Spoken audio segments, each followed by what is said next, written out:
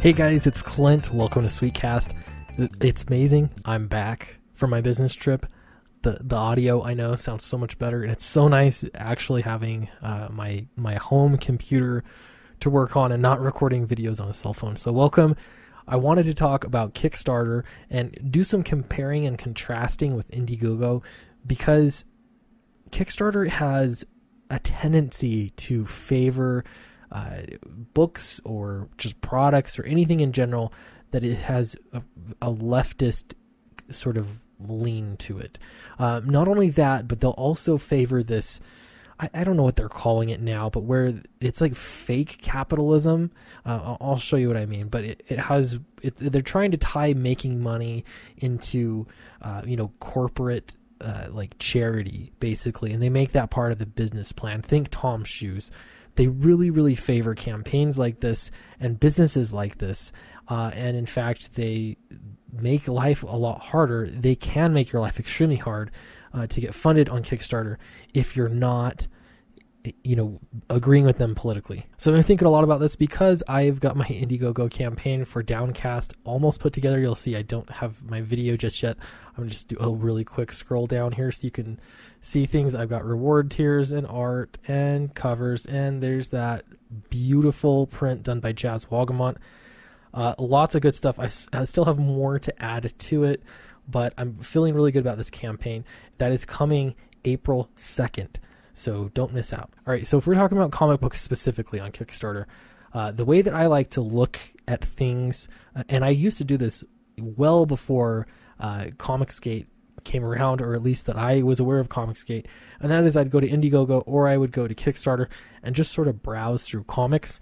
And I feel like there's certainly a number of people that do this, and it's just kind of window shopping. You want to look at things, you want to buy things. Now, Kickstarter, it will prioritize differently. So sorted by magic is one example. I think that's the default. And whatever that magic is, they've got an algorithm that tells things. But not only is it an algorithm, but it's also individual people that look at things because they do staff picks. Now, if you're not familiar with Kickstarter, staff picks are a big deal. Basically, what that means is that somebody that works for Kickstarter sees a project and they like that project enough that they're going to put their stamp of approval on it. Now, staff picks will often get sent out in their mass emails, which again it's a big deal. It gets more exposure. It gets just on their website, it gets more exposure. And so those staff picks generally do really well. They get a massive bump. So I've always been surprised, or had been surprised, at the kind of things that they pick that'll be staff picks whenever they add some kind of, like you buy X amount of our widgets, and then we're going to turn around and feed X number of children in Africa or something like that. Now, this kind of thing it's one of my pet peeves. If you're going to have a business, have a business. Businesses should not rely on guilt. They shouldn't rely on anything else other than there's a product, there's a service, you want it, it's going to, switch and everything's fine. Now, I realize a byproduct of some of those businesses is the good feeling. If you want to feel good when you buy shoes or whatever it is that you're buying, you buy it from a company that you feel like is going to, do some kind of charity work for you, whatever, that's fine. The truth is, I think charities, there are a lot of good charities out there, and there are a lot of good businesses out there. It doesn't really make sense why they're one and the same. However, for Kickstarter, they really, really, really, really like that kind of stuff, and I think I found out why. But first, I'm going to look at these comic books, and something I've noticed also, if you kind of just scroll down, there's almost like a branding look, which is strange to me. It looks like these are all done in a Kickstarter style, if that makes sense. They're things that I expect to see in the same place. Now, a lot of these aren't what I would call like traditional looking comic art. There's lots of good art here.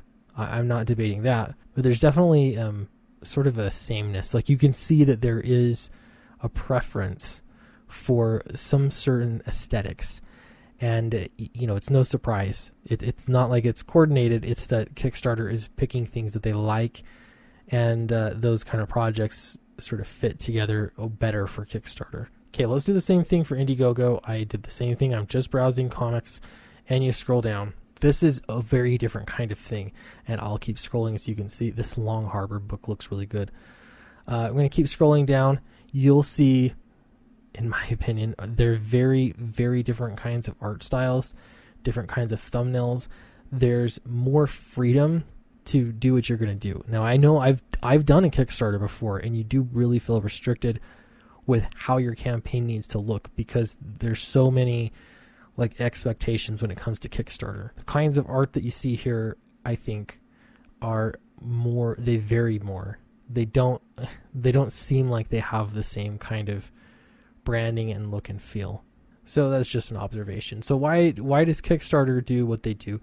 Well, if you're part of Comicsgate, you may have heard, and I know that this bounces around a lot. A lot of people don't like to use Kickstarter, especially in Comicsgate. They don't use Kickstarter, and it sounds like the way that it started was because of your boy Zach, Richard C. Meyer, and he wanted to run a Kickstarter campaign for Jawbreakers.